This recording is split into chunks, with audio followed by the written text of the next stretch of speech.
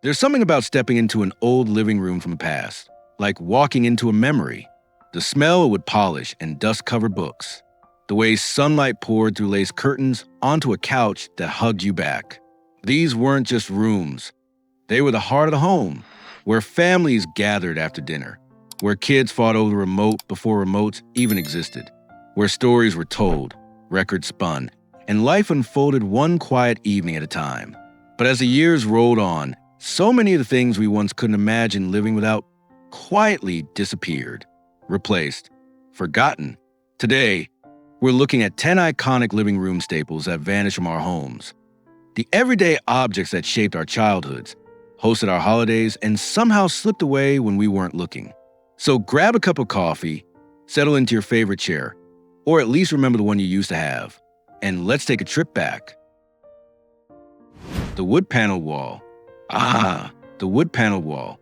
You either loved it or lived with it, because Mom insisted it looked rich. From the late 1950s through the 1980s, walls lined with thin sheets of real or fake wood were everywhere, often dark oak or walnut, sometimes stained a deep honey brown. They gave the room a cozy, almost cabin-like feel, even if your house was in a suburban cul-de-sac. These panels weren't just decorative. They had imperfections in older plaster walls and added insulation. Plus, they made the room feel like a grown-up space, serious and dignified. We'd hang family photos on them, sometimes using sticky putty that left ghost marks for years. And behind the sofa, a mysterious gap where lost crayons and TV guide issues would vanish forever. But by the 1990s, tastes changed. People wanted brighter, airier spaces. Wood paneling started feeling outdated, heavy, maybe a little too grandpa's basement. Now, seeing a panel wall feels like spotting a dinosaur fossil, rare, surprising, and oddly charming. Some modern homes even fake it with peel and stick versions. Try to recapture that warm, nostalgic glow. Funny how something so common could become a relic. The console television. Before flat screens hung like art on the wall, TVs had presence. The console television, a bulky wooden cabinet taller than a child, often on little feet, was the centerpiece of the living room. It wasn't just a machine, it was furniture, grand, proud, and impossible to ignore. Tuning in meant turning a big knob, watching the screen bloom from black to snowy gray, then finally to fuzzy color. You had to get up to change the channel. No remotes, no streaming icons, just you, the dial, and maybe a fight over whether to watch cartoons or the news. Inside some consoles, there was even a working record player on top. Imagine switching from Sesame Street to a Motown album, all from the same majestic piece of furniture. These sets ruled living rooms from the 1950s to the early 1980s. Families gathered around them like campfires. Sunday nights meant the Dukes of Hazzard. Weeknights meant Wheel of Fortune with Vanna turning letters like magic. But technology marched on. Smaller screens, then rear projection, then plasma and LCD. The console became too big, too slow, too dusty. Now, finding one in a garage sale feels like uncovering buried treasure. And if it still works, even better. Because turning it on isn't just powering up a TV. It's waking up a memory. The phone with a cord that twisted. Not just any phone, the living room phone. Usually white or beige, sitting on a small table beside the couch. Connected by a curly cord that seemed to tangle itself no matter what you did. This was a phone. The one everyone shared. The one you'd race to answer before the answering machine clicked on. Because who even knew what that machine would say? You'd wrap the cord around your finger while talking to your best friend for hours. Twisting, untwisting, listening to the dial tone hum like a lullaby when the call ended. No privacy, of course. Your mom could hear every word from the kitchen, but that was part of the charm. Life wasn't hidden behind screens. Conversations happened out loud, in real rooms. And let's not forget the rotary dial. Punching in each number, listening to the whir as it spun back. Emergency calls felt dramatic. Each number a tiny click toward help. By the 1990s, cordless phones arrived, then cell phones. Suddenly, everyone had their own line, their own device. their own silence. The shared phone faded. No more waiting your turn. No more shouting, "I'm on the phone," across the house. Now, a curly cord is more likely to be a prop in a period movie than a tool for connection. But for those of us who remember, picking one up brings back voices, laughter, and long talks under lamplight. The record player corner. In many homes, one corner of the living room belonged to the stereo, not just a radio, but a full record player setup, often tucked into a wooden entertainment center with glass doors. Pulling open those doors felt like opening a treasure chest. Inside, vinyl records stacked like pancakes, labels facing out. Fleetwood Mac, Johnny Cash, Michael Jackson, each one a world waiting to spin. You'd carefully lift a record from its sleeve, blow off imaginary dust, place it on the turntable. Then, click, drop the needle. A soft pop, a hiss, and suddenly the room filled with music. Families danced. Kids lip-synced. Parents relived their youth with a glass of wine and a slow sway. Album covers were art. You'd study them while the music played, reading lyrics, staring at band photos, imagining backstage lives. But by the late 1980s, cassettes took over. Then CDs, smaller and shinier. Records were called old-fashioned. Stores stopped carrying them. Players gathered dust. For a while, it seemed vinyl was gone for good. But recently, a quiet comeback.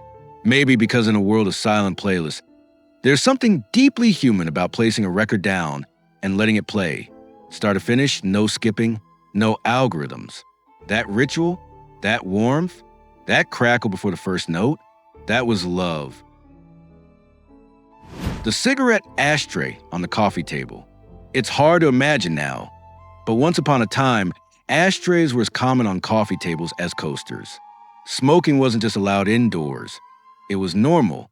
Elegant glass trays, metal dishes with ridges, even ceramic ones shaped like animals, all sat proudly in the center of the table, ready for the next puff. After dinner, Dad might light up a cigar. Mom would tap her cigarette over the tray. During murder, she wrote.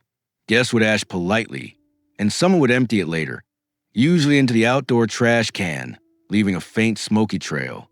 It wasn't seen as dangerous then. Ads showed doctors smoking. Airlines served cigarettes with meals. Smoking was cool, sophisticated, part of adult life. But science caught up. Studies linked smoking to cancer. Laws began banning it in public places. Then in homes, slowly, ashtrays vanished. First from restaurants, then offices, then living rooms. Glass ones got repurposed as key bowls. Metal ones ended up in junk drawers. Today, seeing an ashtray on a coffee table feels like looking at a relic from another planet, one we barely survived. Still, for some, the sight of one brings back memories, not of smoke, but conversation, of quiet evenings, of people sitting close, talking late into the night. Even if we wouldn't want that smoke back, we might miss the closeness. The plastic slipcover on the couch. Raise your hand if your grandma's couch had that crinkly, shiny cover that made noise when you sat down. It wasn't just fabric, it was armor, clear or tinted plastic, stretched tightly over the sofa, protecting the upholstery from spills, pets, and children. Don't touch with food was a household rule, because one drip, one greasy fry, and the whole thing had to come off and be wiped down. But that cover wasn't just practical, it was symbolic. It meant this couch was important. Too nice for daily wear, reserved for company and special occasions. We'd sit stiffly on the edge, trying not to make that telltale crinkle sound. Kids learned fast, no jumping, no bare feet if they were dirty, no popcorn without a bowl. By the 1990s, casual living took over. Furniture became more durable, stain-resistant fabrics, washable covers. The plastic slipcover started to feel excessive, almost sad.